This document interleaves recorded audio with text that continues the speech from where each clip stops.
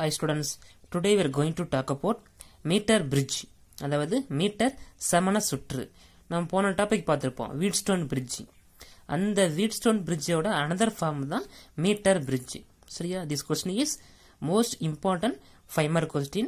அது மட்டும் இல்லாம நம்ம practical experimentல first experiment இந்த மீட்டர் பிரிட்ஜ் தான். சரியா? So very simple experiment and simple derivation தான். ஓகே, ஸோ பொறுமையாக பாருங்கள்.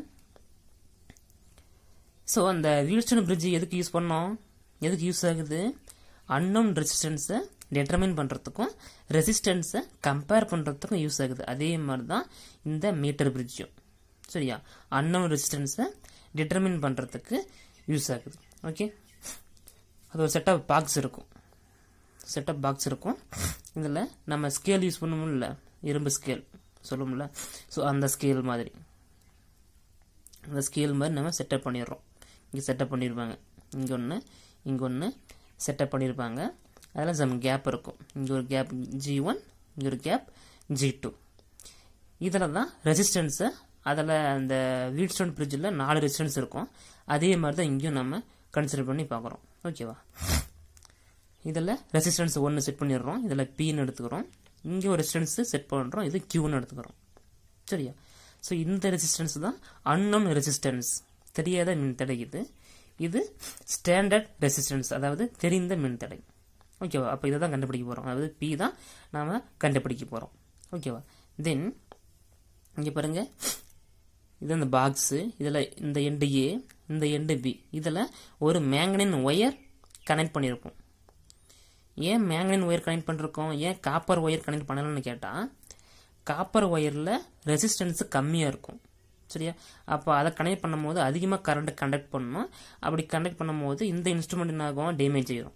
சரியா? ஸோ அதனால தான் நம்ம மேங்கனின் ஒயரை கனெக்ட் பண்ணுறோம். ஏன்னா மேங்கனின் ஒயரில் அதிக ரெசிஸ்டன்ஸ் இருக்கும். ஸோ அதனால் கொஞ்சோண்டு கரண்ட் தான் அலோவ் பண்ணோம். சரியா? ஸோ இதை A, இதை B எடுத்துக்கிறோம். ஸோ இந்த மேங்கனின் ஒயரோட லென்த் பார்த்துக்கிட்டிங்கன்னா 1 மீட்டர், அதாவது 100 சென்டிமீட்டர். ஸோ அதை மெஷர் பண்ணுறதுக்கு ஒரு wooden scale, metre scale set பண்ணியிருப்பாங்க அதுலேயே. ஓகேவா? தென் இந்த எண்டு AB, இது CD, அடுத்து இது E.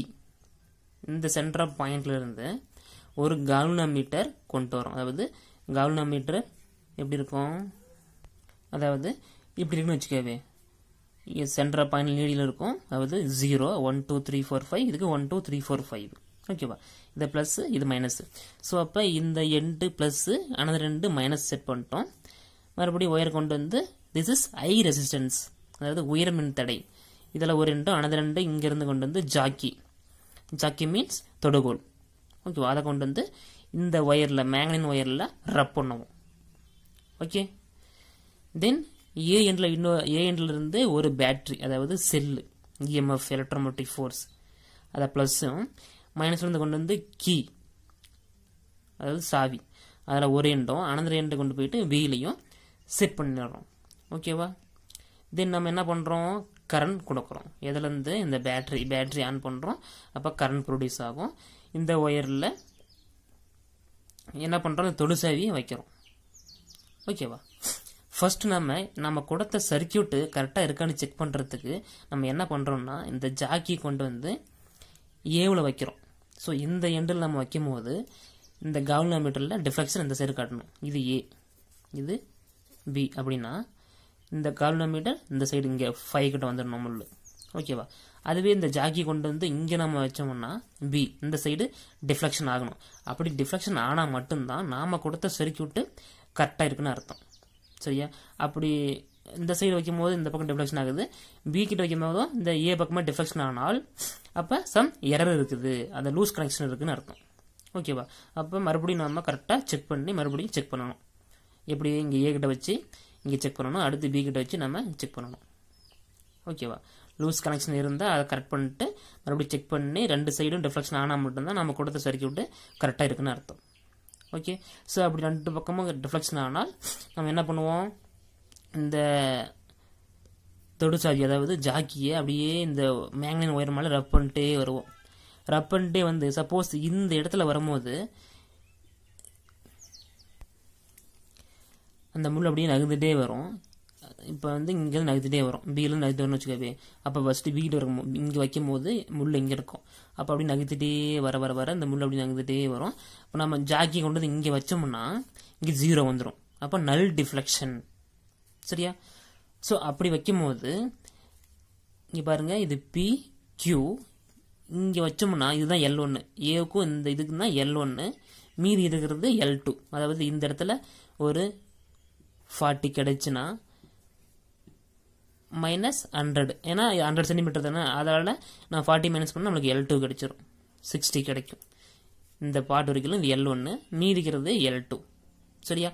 ஸோ அந்த வீட்சன் பிரிட்ஜ் மாதிரி இது PQ, இந்த L1 தான் நம்ம ஆர்னும், இந்த பார்ட்டை ரெசிஸ்டன்ஸு எஸ்ன்னு எடுத்துக்கிறோம்.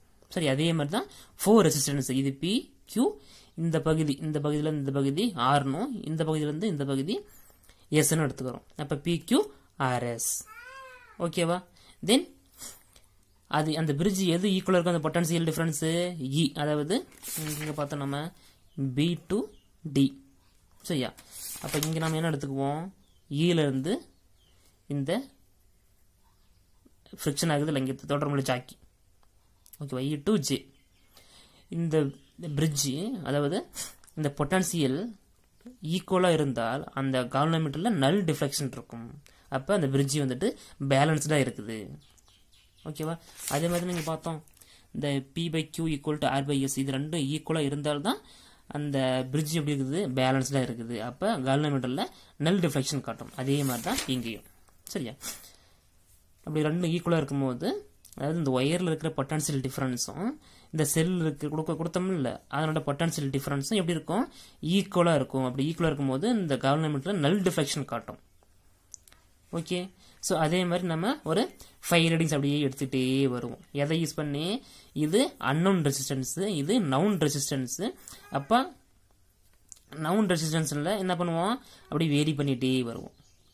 அதாவது ஃபர்ஸ்ட் வந்துட்டு 1 ஓம், அடுத்து 2 ஓம், அடுத்து 3 ஓம்ட்டு வேரி பண்ண 1 ஓமுக்கு நம்ம கண்டுபிடிச்சிட்டோம். அடுத்து 2 ஓம் வச்சுட்டு மறுபடியும் ரப் பண்ணிட்டே வரும், எங்கள் பியிலிருந்து மறுபடியும் 3 ஓம் வச்சுட்டு ரப் பண்ணிட்டே வரும். சரியா? அப்போ வேல்யூஸ் மாறிக்கிட்டே வரும். ஓகே. ஸோ அதே மாதிரி ஒரு 5 ரீடிங்ஸ் எடுக்கிறோம். ஓகேவா? இதில் பாருங்கள், இந்த பிங்கிறது அன்னோன் ரெசிஸ்டன்ஸு, கியூங்கிறது ஸ்டாண்டர்ட் ரெசிஸ்டன்ஸு, ஜி கால்வனோமீட்டர், ஹெச்ஆருங்கிறது ஹை ரெசிஸ்டன்ஸ் அதாவது உயர்மின் தடை, ஜே ஜாக்கி தொடுகோல், சிங்கிறது லெக்லாஞ்ச் செல், கே கீ அதாவது சாவி. ஓகேவா? அப்போ இது எப்படி இருக்குது, ஆல்மோஸ்ட் அதாவது அதே வீட்சன் பிரிட்ஜ் மாதிரி இருக்குது. அதோட அனதர் ஃபார்ம் தான் மீட்டர் பிரிட்ஜ். ஓகே. அப்போ P/Q = R/S. இந்த Pங்கிறது அன்னோன் ரெசிஸ்டன்ஸு, Qங்கிறது நவுன் ரெசிஸ்டன்ஸு. இது R/Sங்கிறது என்னது, இந்த பார்ட் R, இந்த பார்ட் வந்துட்டு L1 R, L2 Sன்னு எடுத்திருக்கோம்.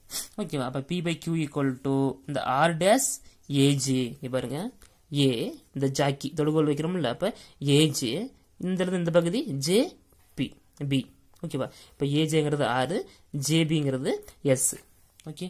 அப்போ ஆருக்கு பதிலாக R', இந்த R''ங்கிறது இந்த ஒயரோட என்னது லென்த், அதாவது ரெசிஸ்டன்ஸ். இந்த ஒயரோட ரெசிஸ்டன்ஸ் தான் R'. ஓகே. ஏன்னா இந்த ஒயர் வந்துட்டு யூனிஃபார்மாக இருக்கும், இந்த இங்கேருந்து இது வரைக்கும் ஒரே யூனிஃபார்மாக, அந்த ரேடியஸ் யூனிஃபார்மாக இருக்கும். ஸோ அந்த ரேடியஸ் கால்குலேஷன் பண்ணுறதுக்கு நம்ம ஸ்க்ரூ கேட்ச் யூஸ் பண்ணுவோம். சரியா? அப்போ இந்த PQ நம்ம மேலே, சரி, இந்த ஆருக்கு R' அண்டு அதோட length AJ, எஸ்ஸுக்கு R' into L2 இங்கேருந்து பகுதி JP. அப்போ அந்த R' கேன்சல் பண்ணிட்டோம்னா P/Q = AJ/JP இருக்கும்.